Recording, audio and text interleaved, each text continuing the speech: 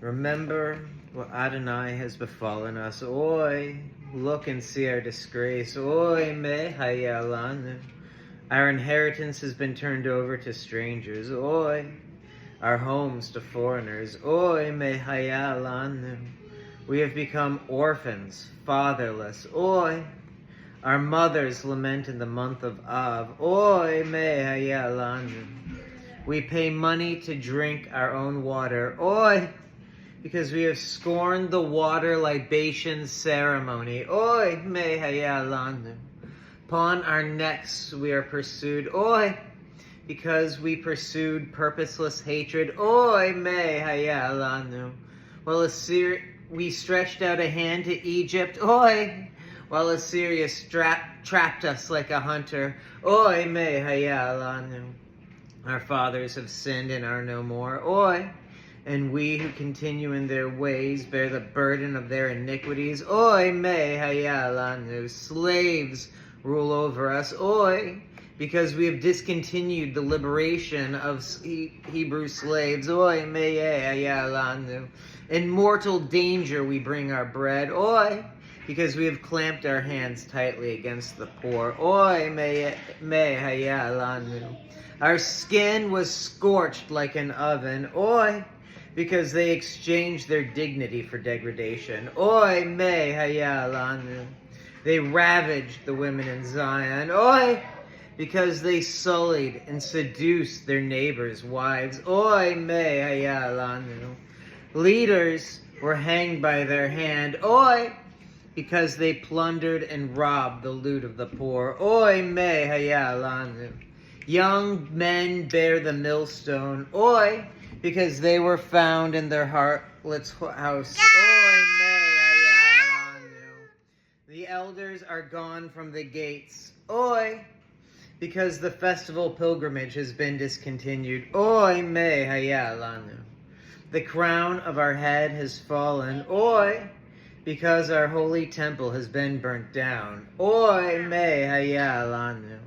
For this our heart was faint. Oy, because the glory has ceased from the house of our aspirations. Oy, me hayalanu. From Mount Zion, which lies desolate. Oy, because the Temple Mount is in ruins. Oy, me hayalanu.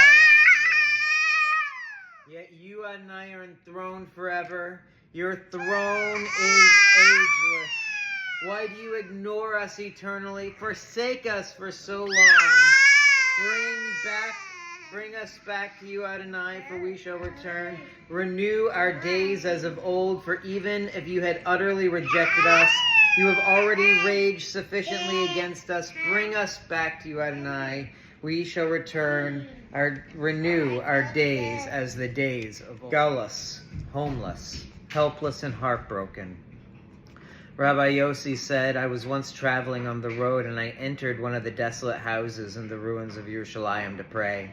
Elijah the prophet, may he be remembered for good, came and waited for me at the entrance until I concluded my prayers. He asked me, my son, what sounds did you hear from the inside these ruins? And I replied, I heard a heavenly voice moaning like a dove, saying, woe unto the children who, because of their sins, I destroyed my temple, burned my sanctuary, and exiled them among the nations. Elijah said to me, I swear by your life and by the life of your head that not only at this time does it say thus, rather every single day it says thus, and not only that, but whenever Jews enter the synagogues and study halls and call out, may God's great name be blessed, and the Holy One, blessed is he, shakes his head and says, how fortunate is the king who is praised thus in this palace. What is left to the father who has exiled his children? Woe to the children who have been exiled from their father's table. Without penetrating understanding of the essential meaning of galus, exile, a Jew cannot properly await gula, redemption. This is what Elijah the prophet, the divinely designated herald of the future redemption, would reveal to Rabbi Yossi. Elijah explained, exile is not merely captivity and enslavement, because you, Yossi, are free to travel as you please, yet you are in exile. Nor is exile religious persecution, because, Yossi, you are free to pray where you wish. We cannot even say that exile means that we are not in our Holy Land, because you, Yossi, might be here in Yerushalayim. And yet even here, God's heavenly voice continuously moans and aches over the exile. So what then is the nature of the exile? Why do Jews cry over it? Why are we lacking? The answer is that we have everything except the Beis HaMikdash. We have been driven from our ancestral home, banished from the family residences in spiritual terms.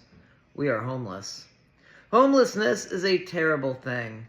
Stands out in the lexicon of suffering, and woe as tragic term describing a pitiful person, lost and restless, rejected and neglected, insecure and unprotected, abandoned to the mercy of the wild elements. Homelessness, taught Elijah, sums up the heartache of the exiled Jew. Wandering to the four corners of the earth, the clever and capable Jew may settle down and prosper. He may strike new roots by erecting magnificent palaces and impressive houses. But the Jew in exile remains homeless because he has no temple. Even when the Jew returns to the land of his fathers, the land of our history, the territory covenanted to our patriarchs, the Jew is not yet truly home. For the land of Israel is our estate, and Yerushalayim is our courtyard, but we are not truly home until we have the holy temple, the earthly abode of our Father. How beautiful are your dwelling places, Adonai of legions. My soul yearns, indeed it pines for the courtyards of Adonai. Even the birds found a home, and the swallow a nest for herself. Fortunate are those who dwell in your home continually, for they will praise you, Selah. In every generation of exile, pious Jews mourn the tragic irony that while the most insignificant bird can build its nest and establish its home, the nation of Israel wanders aimlessly with no place to call a home. The land of Israel is always ours, and Jerusalem is forever our capital. But without the temple, we are homeless. God mourns this exile, and his children cry with him. The Hasidic master, Rab Yisakal Safran, the patriarch of the dynasty of Zidikov, had 5 great sons. According to family tradition, their pious mother, Hinda, awakened their babies at midnight and removed them from their cradles and put them on the floor and let them cry for a little while. And then she would kiss away their tears and lovingly tuck them back into bed. Why did she do this? Because at midnight, God cries, as it were, over the destruction of his home and the exile of his children. Revetz and Hinda wanted her tiny infants to join God in his tears. From earliest childhood, the Jewish soul feels the anguish of exile and hears the grief of our Father in heaven. From Jeremiah 3:19, and God said to myself, I gave you a most desirable land, a heritage that is glorious to the hosts of nations. And I said, you shall call me my Father, and you shall never stray away from me. The believing Jew is deeply attached to his Creator. He clings to his Maker with a passion and loves him with a heart and his soul. As King David sang, though my father and mother have abandoned me, Adonai will gather me in. David felt completely secure with God as a suckling child at his mother's side, like a suckling child in my soul. This is the essence of the Jew's feeling for God when he dwelled in the Holy Land and periodically visited his father's home, the Beis HaMikdash. He enjoyed security, dignity, and a profound sense of worthiness. And this explains the unique tragedy and trauma of Jewish exile. Can one imagine the shock and unbearable hurt of a beloved child, utterly rejected by his parents? What excruciating pain sears the heart of a child whose father has expelled him from his childhood home and burnt it down, sternly warning him not to return until further notice? How utterly devastated this child would be, how stripped of self-esteem. This is how the Jew feels in exile. His suffering is so unbearable not because of the hatred, not because of the persecution. Other nations have suffered them too. It is the emotional anguish that makes us suffer so. For no other nation was God's firstborn, and no other son was ever so rejected by his father. This painful month of exile is called Av. Av means father. To teach that the primary anguish of exile is not the physical suffering, but the psychological pain of a wayward child rejected by his beloved father. Rabbi Eliezer taught, the night is divided into 3 watches, and at every watch God sits and roars like a lion. As it is written, Adonai will roar from on high, and from his holy residence his voice will cry out. His roar will continue to roar over his destroying dwelling. And the signal for the commencement of each watch is as follows. At first watch, the donkey will bray. At second watch, dogs will bark. At the third watch, near dawn, the infant will suckle from its mother, and a wife will chat with her husband. From Brachot 3a. Maharal explains that the allegory of night describes the bleak and gloomy exile in which Israel sinks into the darkness and despair. Just as actual night is divided into 3 parts, each with its own characteristics, so too can we identify the 3 progressively worsening phases of our exile. The initial phase of exile symbolized by the donkey braying in the night, because Galus persecution begins when our oppressors treat us like a beast of burden, as they burden us with discriminatory taxes, penalties, and forced labor, as they confine us in their ghettos and pales of settlement. But that is only the start. The exile gets worse. In the second stage, anti-Semitism increases violently, and our enemies desire to eradicate us. This stage is symbolized by the barking dogs, because the Talmud teaches that when the angel of death is in the city, the dogs begin to bark madly.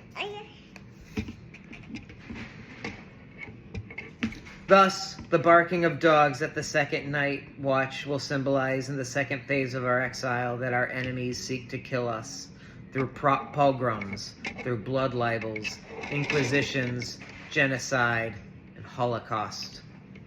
But the most terrible threat of exile appears in the third stage as we approach the dawn of redemption. Those enemies who failed to destroy us with their hatred will adopt new...